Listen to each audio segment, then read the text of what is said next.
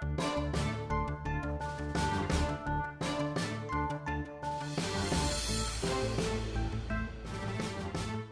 Patriotic Alliance has shown huge gains in by-elections at the expense of both the African National Congress and the Democratic Alliance. We get the latest from elections analyst Wayne Sussman. Welcome, Wayne. Thank you, Chris. It's great to speak to you again. Let us start with that shock win last night in Mossel Bay. Yeah, just to remind the viewers and the listeners, Moscel Bay is the municipality where the Democratic Alliance did best in 2024 when you consider all the provincial ballots across the country. It beat traditional DA strongholds like Cape Town, Overstrand, which is Hermanus, Swartland, which is Malmesbury, and Mossel Bay emerged as the area where the DA performed best in 2024. There's a well-known popular mayor there, Dirk Kotze, and this is a major upset that the Patriotic Alliance have won their first ever ward seat in Mossel Bay. They've beaten the DA. If the PA was going to win a ward in Mossel Bay, this was always going to be the most likely one, but it is still a significant result.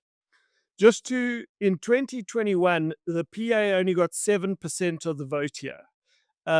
But when we look at the results in 2024, you see the PA making huge inroads and running the Democratic Alliance close. I think it was about 9 percentage points when we look at the provincial ballot numbers. But again, I just want to repeat that they got 7% in 2021.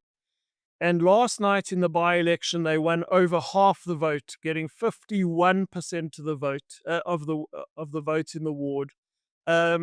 There's 3 voting districts in the ward. They beat the DA in 2 of them, and they tied with the Patriotic Alliance in another of those voting districts. So this was an emphatic win, beating the DA. The DA fell from 45% in 2021 to 39%, and the ANC support halved in the ward, falling from 17% to 8%. And this is another setback for the ANC in the Western Cape. So what this shows is, and we've discussed this before, is the Democratic Alliance and the ANC being affected by the Patriotic Alliance across the length and breadth of the Western Cape. And this is a huge marker on the road to 2026. And Gayton MacKenzie and the PA will be celebrating this victory today. While we're on the PA, please list some of those vote numbers in wards where the PA has had the biggest gains. Sure. So when we look at Mossel Bay, and these are real numbers, and I'm comparing it with 2024, because again, I just want to say, the PA hardly performed here in 2021, but in 2024, we started seeing them make inroads. At the De Almeida Community Hall in Mossel Bay, you saw the Patriotic Alliance's vote share jump from 241 votes to 687.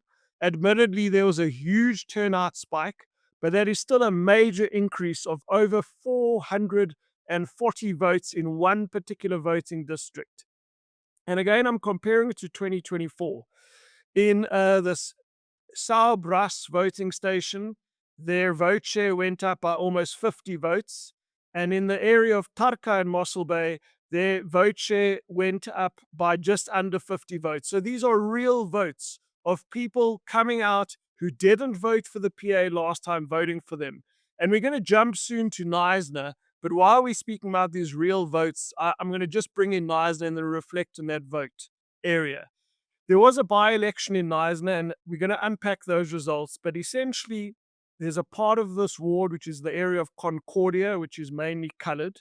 And again here, and look, the DA wasn't on the ballot here, but still, you're seeing in Concordia, the Patriotic Alliance getting almost 420 votes in the voting district, more than they got a year ago in Knysna, in this area of Concordia. In the area of Uitsekamp, which is a predominantly black area in Knysna, their vote share grew by over 100 votes. So these real numbers indicate massive growth, and that the PA Yes, it's doing well in the outlying areas where they're predominantly colored voters, but we're also seeing in a ward where they're both black and colored voters in Knysna, the PA making inroads. So the PA will be really happy with this result. And now I'm going to move to this Knysna result. And again, this is a big ANC stronghold. They got 72% of the vote here in 2021. And they fielded a popular candidate in the ward, but their vote share fell from 72% to 52%. The big winners, and I've just given you those real numbers, the PA jumping from 5% to 32%. That is a huge spike in growth. And again, I'll underline the fact that they did benefit by the DA not being on the ballot in Knysna, because the DA came second here a year ago.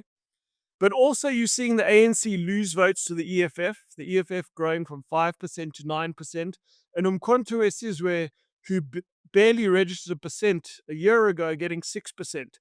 So this is a worrying result for the ANC.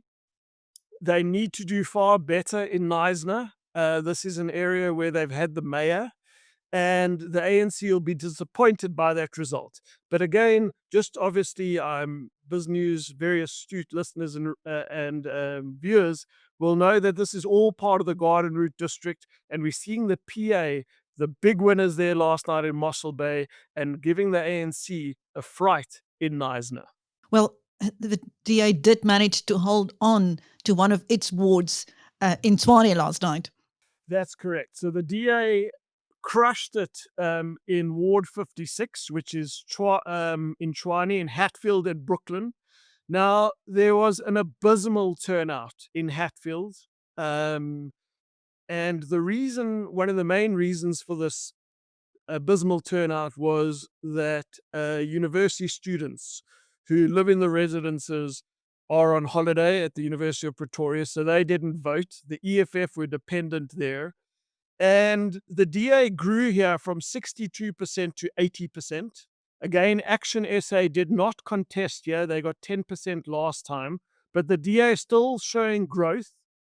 The DA, and I don't think any party invested majorly in this by-election because of the fact that they knew that a lot of the students wouldn't be showing up. But the DA will be happy with that strong performance, but only 12% of registered voters in this entire ward showed up. And why was it so low? In Hatfield, only 4% of registered voters showed up, so barely anyone in Hatfield. What will encourage the DA is that the Freedom Front Plus declined in this by-election. So in essence, Hatfield is an area where the EFF and the DA and the ANC compete against each other. So I just want to unpack Hatfield, and again, very low turnout. You saw the EFF retain the one voting district in the ward around where the students are, and the DA retain the other Hatfield voting district. But I think the EFF, despite the very low turnout, will be happy by the fact that they got more than double the amount of votes in the African National Congress in the capital city. So the EFF beating the ANC. And then when we move out to Brooklyn and the area of New Mpumalanga, the DA getting just under 90% of the vote in Brooklyn and over 90% of the vote in New Mpumalanga, and the DA really giving the Freedom Front a lesson there. And this is important because in the next few weeks, and I'm sure we're going to speak about this, Chris, in 2 weeks' time, there are 2 by-elections in Tshwane where the DA will be going head-to-head with the Freedom Front. So despite the low turnout, the DA will say, look, this bodes well for 2 weeks' time, and it bodes well for the road to 2026. So those are the 3 by-elections yesterday. Now, we didn't get a chance last week to speak about that by-election that did bring some good news for the ANC. Yes, so this was in a beautiful part of the country, in the Shriwa municipality, in the town of Sabi, the forestry town of Sabi, in Impumalanga.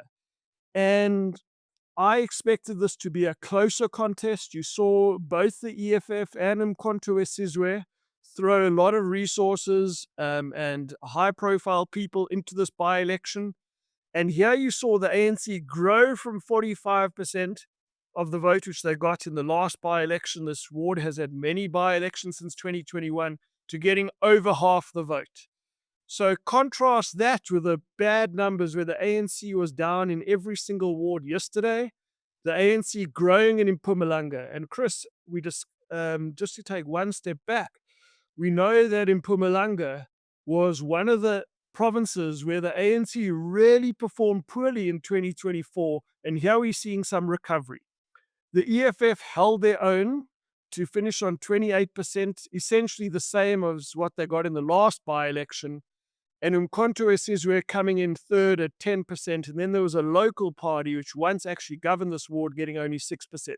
So the ANC will be happy with this recovery in Mpumalanga and hope that those voters who deserted it in 2024 for mainly the MK and some for the EFF will continue to come back to them, because as we know that in 1994 and 1999, Mpumalanga was an area where the ANC could bank on voters. It was the province where I think they did second best in both those elections. Historically, very important province for the ANC, and we're seeing some recovery. So that result from last week masks the ANC's poor performance last night in these three by-elections.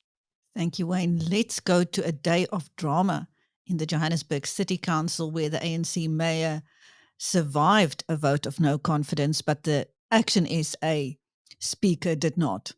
Yes, so when yesterday started, the focus was on Mayor Dada Morero, the mayor of the city of Johannesburg, and the leader of the ANC in Johannesburg.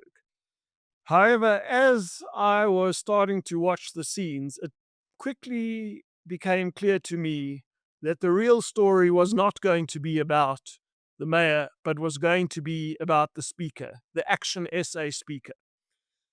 Essentially, we know that the ANC and ActionSA are working well together in the capital city, Tshwane. This was not the case in Johannesburg, where there was a cooperation agreement. ActionSA had a speaker, but ActionSA had no members of the mayoral committee. And I think there was a breakdown in trust between the ANC and ActionSA.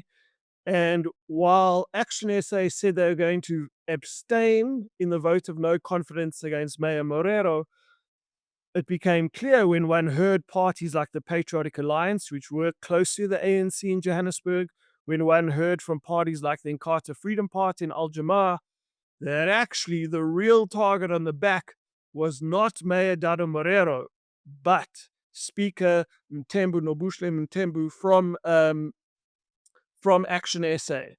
And the speaker was ousted. This means that the speaker, Johannesburg, will have to elect a new speaker. I think that this was a vote of confidence for Dada Morero. He easily beat off the DA's motion.